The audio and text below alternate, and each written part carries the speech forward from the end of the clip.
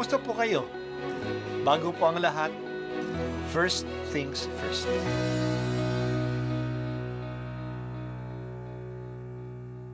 Good morning po. Sinisimulan po natin ngayon ang first things first. At dito po, tinatalakay natin sa unang bahagi ng umaga natin ay ang first readings na binabasa po sa banal na misa.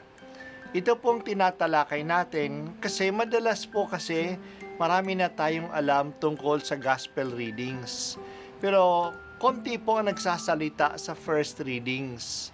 Pero ang first readings, bahagi din po yan ng Biblia, ng banal na kasulatan.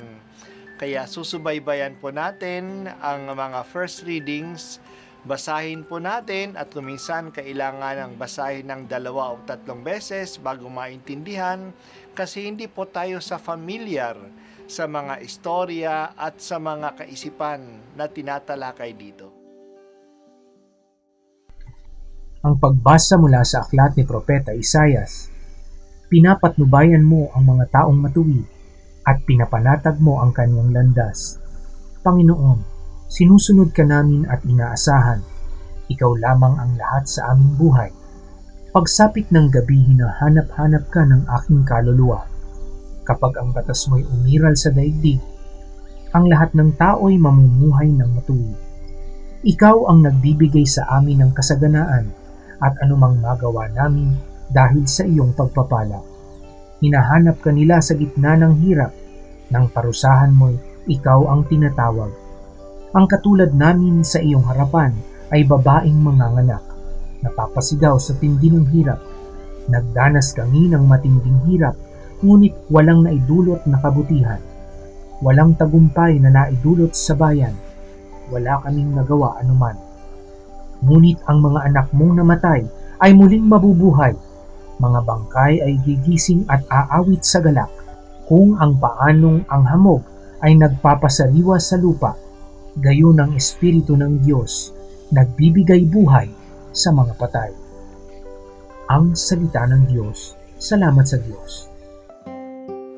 May tinatawag na the primacy of grace, na uuna at mas mahalaga ang biyaya, ang grasya ng Diyos. Ito'y pinapahayag sa pagbasa natin ngayon na galing kay Propeta Isaias. Ito ang ating dasal.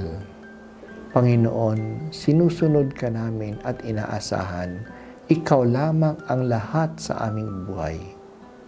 Ang Diyos lamang ang lahat kasi siya lang ang nagbibigay ng lakas sa atin at siya rin ang nagbibigay ng kabuluhan sa ating buhay.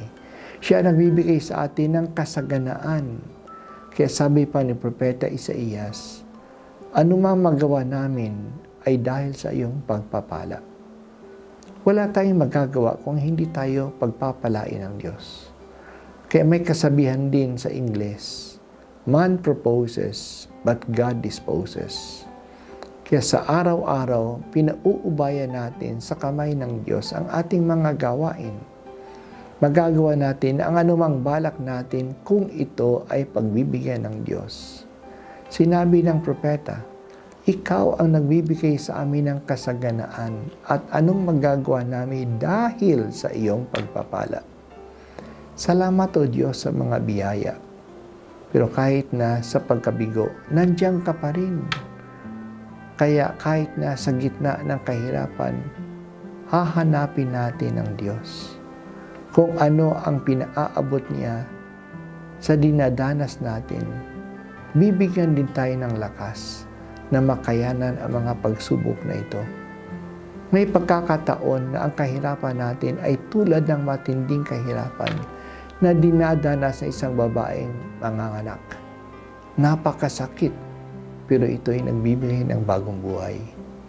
Kahit na nga sa kalagayang wala ng pag-asa, tulad ng isang bangkay, nakakakilos pa rin ang grasya ng Diyos. Ang Espiritu ay nagbibigay ng buhay kahit na sa mga patay. Nagkaroon na pangitain sa Propeta Ezekiel. Nakita niya kanyang sarili sa isang lambak na puno ng buto ng mga patay.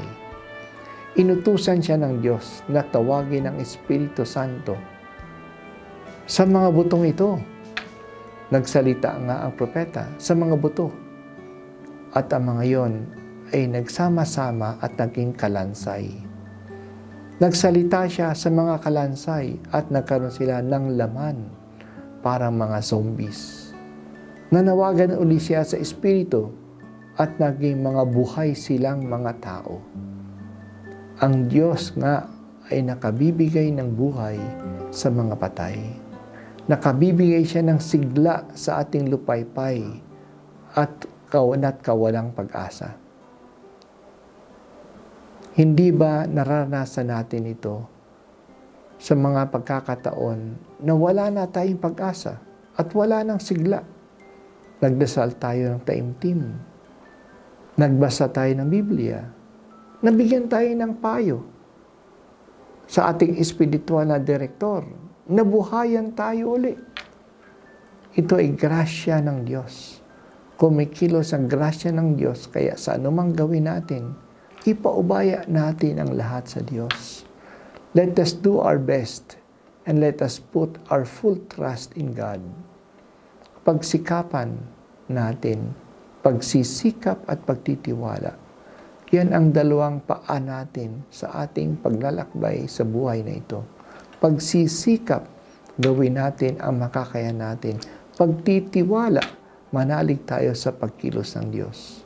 Sinulat ng Propeta Isaías kung paanong ang hamog ay napapasariwa sa lupa, gayon ang Espiritu ng Diyos nagbibigay buhay sa mga patay. Ikaw, Panginoong Diyos, ang pinanggagalingan ng lahat ng kabutihan. Salamat po sa iyong pagpapala. Titingala kami palagi sa iyo. At panahon naman ng kahirapan, titingala din ako sa iyo na umaasa sa iyong patuloy at paggabay sa akin.